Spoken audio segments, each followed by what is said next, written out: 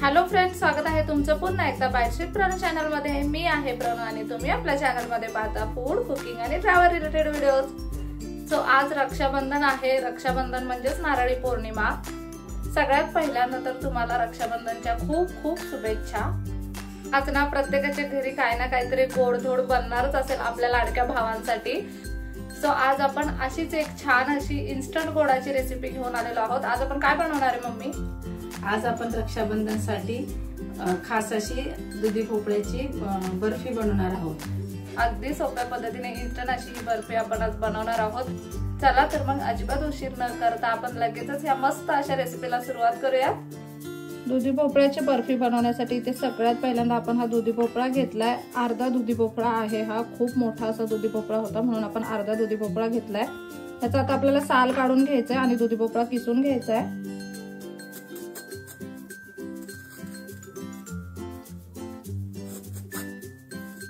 दुधी भोपळा आपण छान असा सोलून घेतलाय, आता किसून घ्यायचा आहे।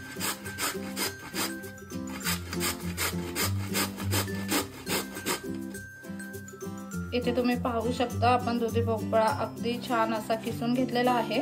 आपण आता एक जाड गुळाची कढई घेतलेली आहे, त्याच्यामध्ये एक मोठा चमचा आपण तूप टाकूया। हा दुधी भोपळ्याचा किस मी दाबून भरलाय, तो बघा एका ह्याच्या वरती गेलाय, म्हणजे साधारणतः 1.25 कप इतका तो झालेला आहे। नंतर आपला दुधी भोपळा किसून 1.25 कप इतका झालाय, तो आता आपल्याला यामध्ये टाकायचा आहे आणि तुपावरती दुधी भोपळा छान असा परतून घ्यायचा आहे।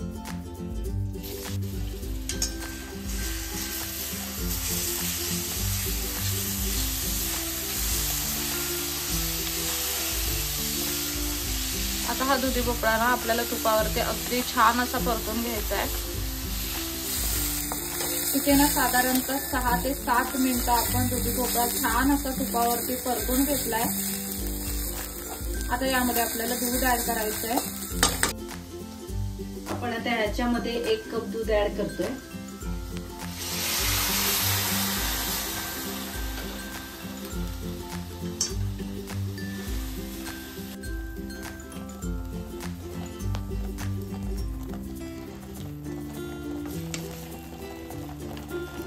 आता साधारणतः पहिले 5 ते 6 मिनिटं आपण दुधी भोपळा छान असा तुपावरती परतून घेतला। त्यानंतर त्यामध्ये 1 कप इतकं दूध आपण ऍड केलेलं आहे। आता हे आपल्याला झाकून ठेवायचं आहे आणि दुधी भोपळा अगदी छान असा दुधामध्ये शिजून घ्यायचा आहे। आता यावरती आपण झाकण ठेवलंय बारीक गॅसवरती। आता आपल्याला दुधी भोपळा दुधामध्ये छान असा शिजून घ्यायचा आहे। आता हे मधून मधून बघायचंय, झाकण खोलून मध्ये मध्ये हलवत राहायचंय। अशा पद्धतीने ना झाकण काढून मध्ये मध्ये आपल्याला हे हलवत राहायचंय 2-3 मिनिटांनंतर। पुन्हा झाकून ठेवायचंय दूध आटेपर्यंत। असं मध्ये मध्ये झाकण काढून आपल्याला दुधी भोपळा 2-3 मिनिटांनंतर सतत हलवत राहायचंय, म्हणजे जेणेकरून तो खाली लागला जाणार नाही। तसं पण आपण जाड बुडाची कढई घेतली आहे त्याच्यामुळे इतकं खाली लागत नाही। नॉनस्टिकची किंवा जाड बुडाची कढई घेतली ना की तेवढं जास्त लागत नाही खाली। तरी पण 2-3 मिनिटांनी चेक करत राहायचं आणि अगदी व्यवस्थित दूध आटेपर्यंत आता हा दुधी भोपळा आपल्याला छान असा शिजतो। आता इथे साधारणतः 5 ते 7 मिनिटं आपण दुधी भोपळा छान असा वाफवून घेतलाय।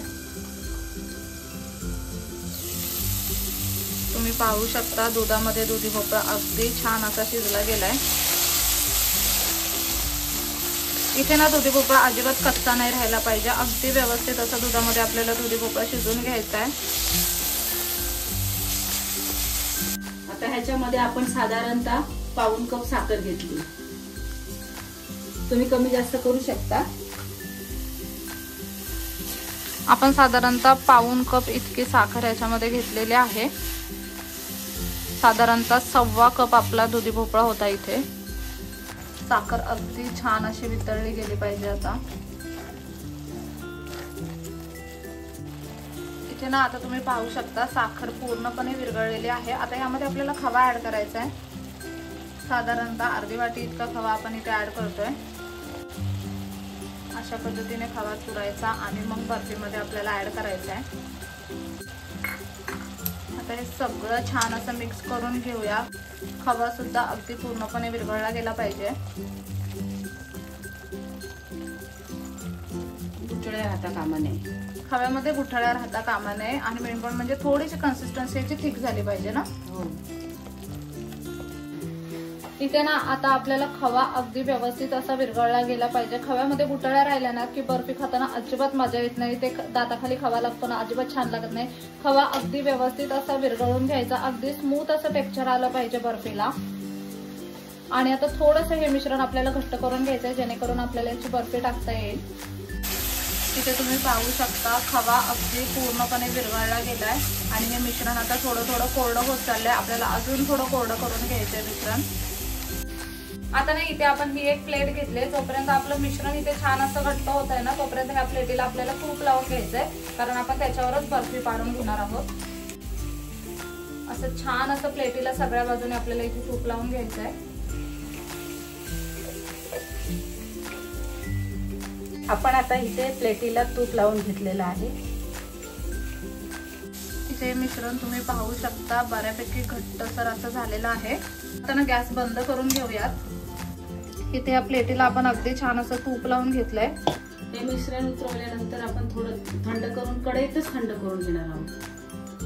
हे मिश्रण तुम्ही इथे पाहू शकता अगदी छान असं थंड करून घेतलंय आपण 2 मिनिटांसाठी. ते आता थोडंसं घट्ट सुद्धा झालंय. आता लगेचच हे मिश्रण प्लेटीमध्ये टाकून घेऊयात.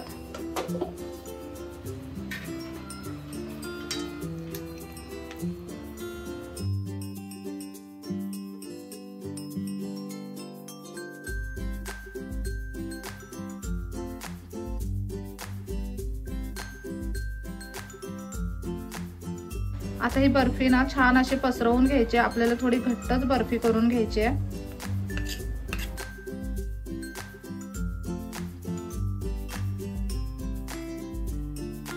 आता याच्यावरती ना थोडे बदामाचे काप टाकूयात. तुमच्या आवडीप्रमाणे तुम्ही कमी जास्त कितीही टाकू शकता.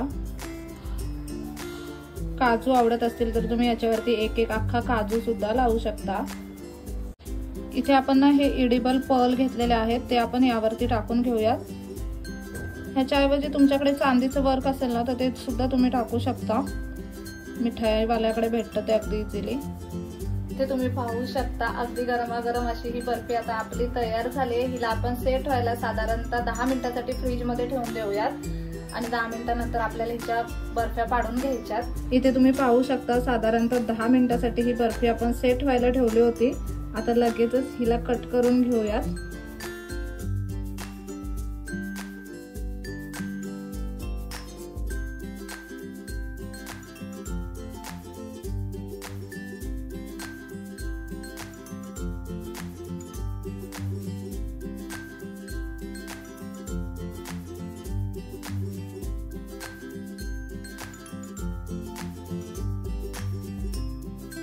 इथे तुम्ही पाहू शकता अगदी छान अशी ही बर्फी बनवून तयार आहे.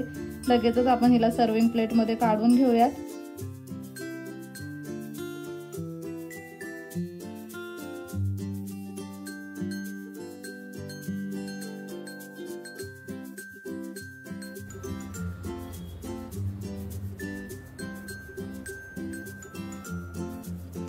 इथे तुम्ही पाहू शकता अगदी छान मस्त अशी आपण दुधी भोपळ्याची बर्फी इथे बनवलेली आहे.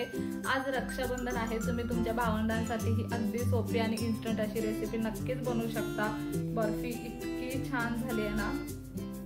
आपण ऍक्च्युली ही बर्फी 10 मिनिटं फ्रीजमध्ये सेट केली आणि त्याच्यानंतर पुन्हा 10 मिनिटं फ्रीजरमध्ये ठेवली. फ्रीजरमध्ये ठेवल्यानंतर ना ही बर्फी अगदी छान अशी सेट होते. अगदी छान सॉफ्ट अशी बर्फी बनलेली आहे. आपण लगेचच हिला टेस्ट करूयात.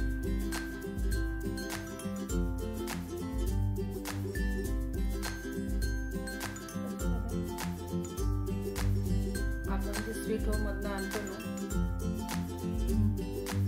मावा बर्फी आणतो ना स्वीट होम मधून, सेम कशी लागते. खूप छान लागते. तुम्ही जर कुणाला ही बर्फी खायला दिलीत ना तर कुणाला कळणार सुद्धा नाही की ही दुधी भोपळ्याची बर्फी आहे म्हणून. इतकी भारी लागते. त्यामध्ये दूध आणि खवा दोन्ही मिक्स असल्यामुळे ती सेम बाजारातलीच बर्फी असल्यासारखं वाटते. जसं आपण स्वीट होम मधून आणले सेम तशी लागते. फक्त एक गोष्ट लक्षात ठेवा की 10 मिनिटं आपण ती फ्रीजमध्ये सेट केले आणि त्याच्यानंतर 10 मिनिटं आपण ती फ्रीजरमध्ये सेट केले. अगदी परफेक्ट सेट होते बर्फी. त्याच्यानंतर अजिबात बर्फी हालत नाही, लूज पडत नाही. खूप सुंदर एकदम छान अशी कन्सिस्टन्सी येते बर्फीला. तुम्ही ना नक्कीच ही रेसिपी घरी ट्राय करा. आजचा व्हिडिओ कसा वाटला मला कमेंट बॉक्समध्ये नक्की सांगा. चला तर मग पुढच्या व्हिडिओमध्ये भेटूया. तोपर्यंत मस्त खा, भरपूर फिरा आणि आनंदी राहा.